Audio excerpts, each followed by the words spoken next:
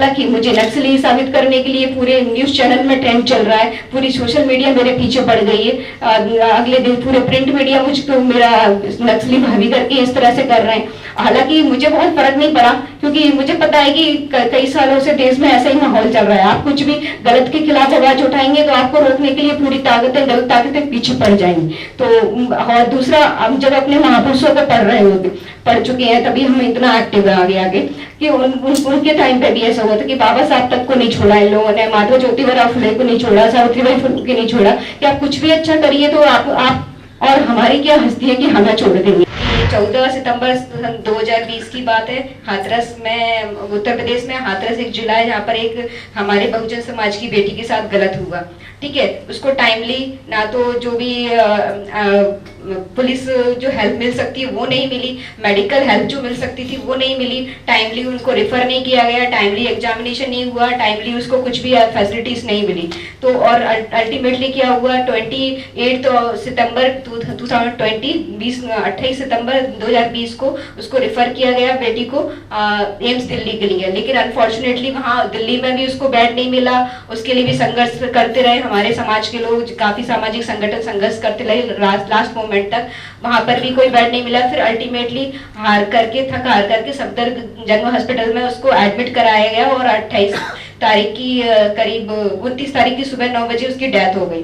ठीक है, इतना बाकी आप सबको पता होगा, नहीं पता मीडिया ने क्या दिखाया, क्योंकि मेरे घर में 2016 से कोई भी न्यूज चैनल नहीं चलता है, हम लोग न्यूज चैनल नहीं देखते हैं, मेरे घर में अखबार नहीं आता है। उस बीच में ये बात डाल दी, उसके पीछे का उद्देश्य है कि मैं अपना 1 रुपए भी उन दलित बिकाऊ और मनुवादी मीडिया पर नहीं खर्च करना चाहती जो गलत और नेगेटिव खबरें परोस रहे, तो मैं इसलिए मेरे यहाँ में अखबार नहीं आता।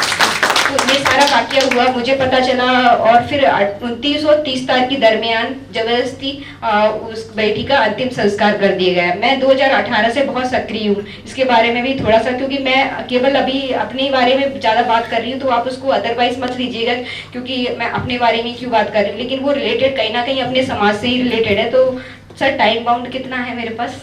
मतलब 15-20 मिनट हो सकता है जी।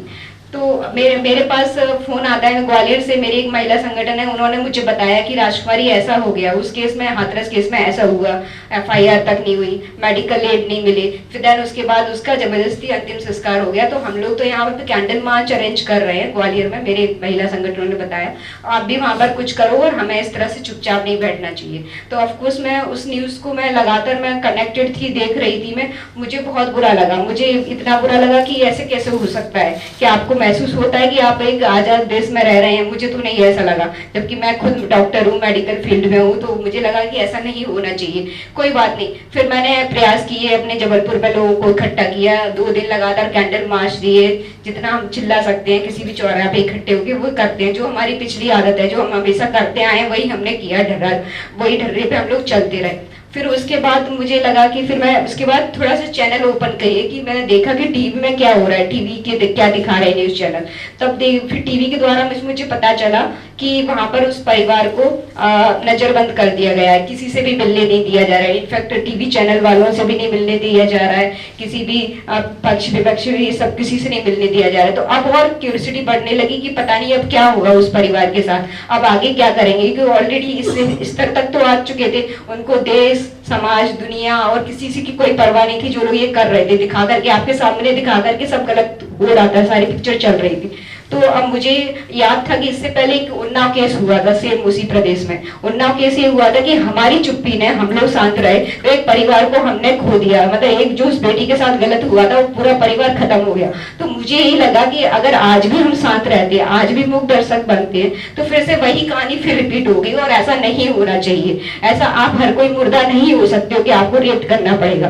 तो ये कि मेरी खुद की तो कोई बेटी नहीं है, ये मेरी बेटी नहीं, ये फीलिंग नहीं आपके अंदर आनी चाहिए। आपको ये आना चाहिए कि गलत मीन्स गलत होता है, और ये इंसानी या मानवीय मूल्यों से गलत हो रहा है, तो आपको वहां देखना पड़ेगा सही और गलत क्या है, क्या इंसानी मूल्यों को इसमें कसौटी पर लिया जा रहा है कि नहीं लिया जा रहा है। तो फिर मैंने ये देखा कि ये 30 तारीख निकल गई, 1 तारीख निकल गई, 2 तारीख निकल गई, 3 दिन ऐसे निकल गए कि उस परिवार को दिखाया ही नहीं जा रहा है। तो और चिंता बढ़ गई कि हो सकता है कि पूरे परिवार को गायब करवा दिया जाए या पूरा परिवार को मरवा दिया जाए, आगे पता नहीं क्या साजिश चल रही है, कुछ नहीं कह सकते। फिर 2 तारीख की रात में मैंने डिसाइड किया कि मुझे जाना चाहिए, उस परिवार से मिलना चाहिए और मुझे वहां देख खुद स्थिति को देखना चाहिए। उसी 2014 के बाद माहौल देश में इतना बदल गया है कि मीडिया की मैं 0.5% बातों पर बिलीव नहीं करती थी। तो मुझे नहीं, मैं उनके भरोसे नहीं बैठ सकती थी कि मीडिया सब चीज दिखाएगी तभी हम आगे का डिसीजन लेंगे या आगे का सोचेंगे। तो मुझे मीडिया पर तो बिल्कुल ही बिलीव नहीं था। मैंने सोचा कि खुद मैं जाऊंगी, खुद परिवार से मिलकर आऊंगी, देख कर आऊंगी और जो मैं कर सकती हूँ हेल्प वो मैं करूंगी। तो इतना मेरा यहाँ तक का पिक्चर क्लियर हुआ, मतलब इतना मैंने डिसाइड किया।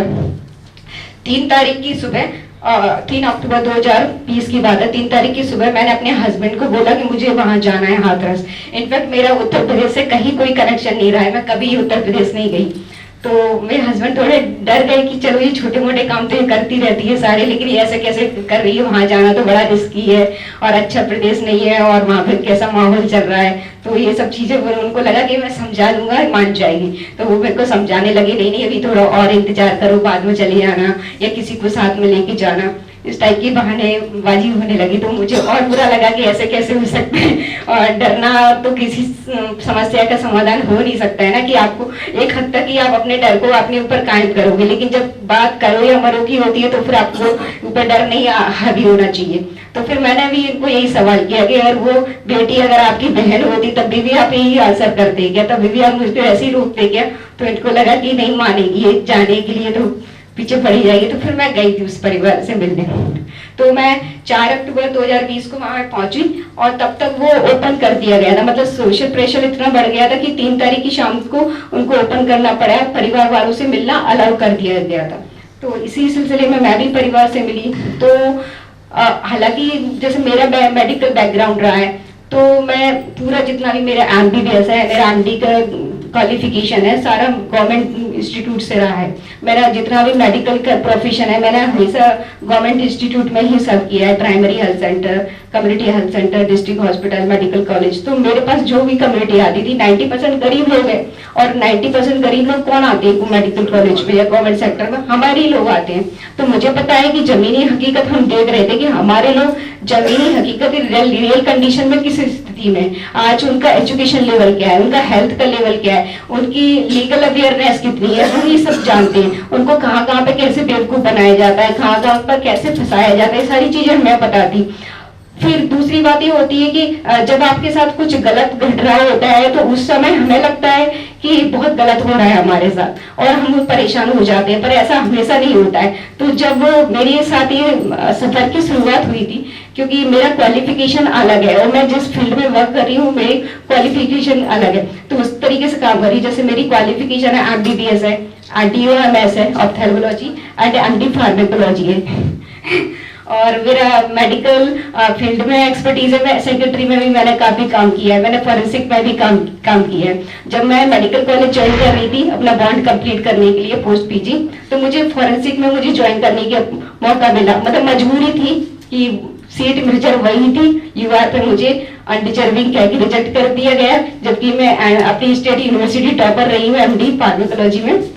लेकिन वो चीजें ये सब छोटी छोटी घट रही थी, समझ में आ रही थी कि घटनाएं क्यों हो रही, लेकिन मजबूरन मैंने फॉरेंसिक ज्वाइन किया। लेकिन जब ज्वाइन कर रही थी तब मुझे बहुत बुरा लग रहा था, मैं ऑप्थेल्मोलॉजिस्ट हूँ, मैं फार्मेकोलॉजिस्ट हूँ, लेकिन काम में फॉरेंसिक डिपार्टमेंट में कर रही हूँ। मुझे नहीं पता था उसका कोरिलेशन ये आ गया कि मेरा फॉरेंसिक स्किल या नॉलेज वहां काम आएगा, ये मैंने उस समय नहीं सोचा था। तो उस समय ये हुआ कि जब रातों रात जो क्रिमिनेशन किया गया उस बेटी का, तो मुझे ये समझ में आया कि दिन सबको दिखा करके, पूरी दुनिया को दिखा करके एविडेंसेस कैसे खत्म किए जा रहे हैं, एविडेंसेस की क्या वैल्यू है। फॉरेंसिक में ये सारी चीजें पढ़ चुकी थी और मुझे ये लगा कि अगर ये सारे एविडेंसेस ऐसे खत्म कर दिए गए, कल ये केस कोर्ट में जाएगा तो कैसे स्टैंड करेगा। आपको लगता है कि जो भी अक्यूज लोग हैं उनको पनिशमेंट मिलेगा, तो मुझे नहीं लग रहा था कि कुछ होगा, तो आपको रेप तो करना पड़ेगा क्योंकि आपके सामने सब कुछ हो रहा है। तो वहां पर मैं गई और फिर मैं बाकी चीजों के लिए मैंने सब जांच पड़ताल की, मैंने सारी चीजें लुकआउट की कि कहाँ है पोस्टमार्टम रिपोर्ट, कहाँ है मेडिकल एग्जामिनेशन रिपोर्ट, कहाँ है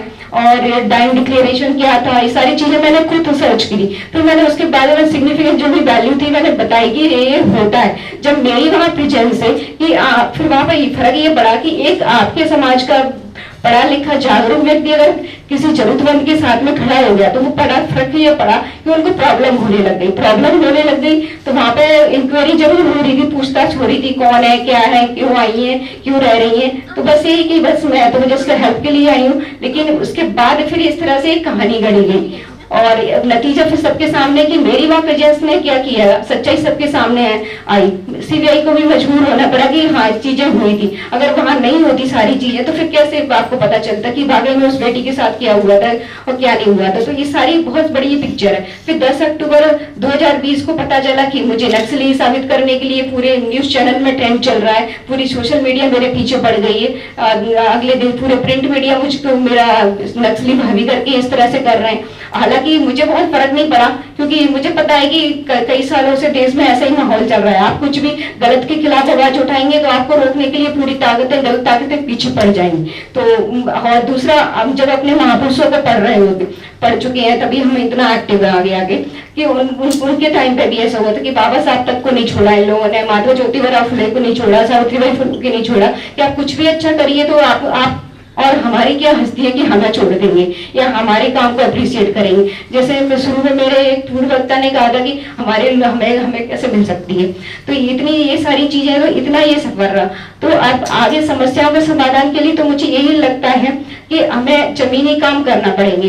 तो जमीनी काम की हम शिक्षित तो बहुत हैं, हम सभी लोग यहाँ शिक्षित बैठे हैं, लेकिन शिक्षित के साथ साथ हमें अब जागरूक भी बनना है, मतलब साक्षर हो चुके हैं, जागरूक भी बनना है और हमें अपनी प्रेजेंस कहाँ दे सकते हैं वो हमें बुद्धि से काम करना है। उसके बाद जो हमारा जो वर्ग है, लाइक डॉक्टर है, एडवोकेट है, पुलिस है, पत्रकार, जो हमारे वर्ग है, उनके पास दोहरी जिम्मेदारी है। वो अपना प्रोफेशन तो कर ही रहे हैं, प्रोफेशन तो करना है, लेकिन उनको सामाजिक दायित्व भी निभाना है अपने साथ साथ में। जैसे हमारे जितने भी डॉक्टर्स थे, मैंने देखा जो बेसिकली जो सीएससी लेवल पर, पीएससी लेवल पर काम कर रहे हैं, मैक्सिमम 80% वो हमारे लोग बहुजन समाज के डॉक्टर होते हैं, वो जो वहां पर सब कर रहे होते हैं, क्योंकि उनके पास इतना बैकग्राउंड फंड नहीं होता कि वो खुद के 5 स्टार हॉस्पिटल डेवलप कर ले तुरंत।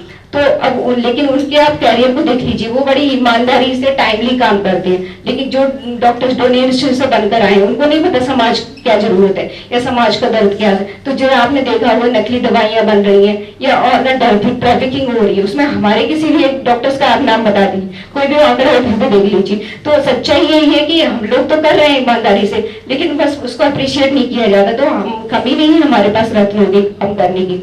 और उसके बाद जैसे आप सभी लोग, आज संडे का दिन है, छुट्टी का दिन है, लेकिन जितने भी जो लोग सोच रहे हैं समाज के बारे में वो यहाँ उपस्थित है। सभी लोग तो उपस्थित नहीं है, तो वो जागरूकता हमारे अंदर होनी चाहिए। हमें ये जानना पड़ेगा कि आज समय की जरूरत कैसी है। जैसे मेरे पूर्ववक्ताओं ने इतने सारे आंकड़े प्रस्तुत किए कि ऐसा हुआ, वैसा हुआ, निजीकरण हो रहा है, आरक्षण खत्म हो रहा है, ये वाकई में बहुत बड़ी समस्या है। इनको हम सोच नहीं रहे और इसके दूरगामी परिणाम हम देख नहीं पा रहे, क्योंकि इतनी दूरदर्शिता नहीं है हमारे अंदर। लेकिन समय के साथ आप देखेंगे कि धीरे धीरे जो आपके मूलभूत अधिकार हैं वो आपके सामने छीने जा रहे हैं और हम उन पर कुछ भी नहीं रिएक्ट कर पा रहे हैं। तो ये भी हमारी कमी है कि और आगे कमी क्या है, क्योंकि हम एकजुट नहीं है, हम एक दूसरे को सपोर्ट नहीं करते हैं। ये सारी हमारी समस्याएं। तो मेनली बस मैं इतना ही कहना चाहूंगी आखिर में कि शिक्षित बनने, संगठित रहे और संघर्ष करें। लेकिन शिक्षित तो बन गए, अब संगठित भी रहना है और साथ भी संघर्ष करना है किसी भी गलत के खिलाफ। जय हिंद।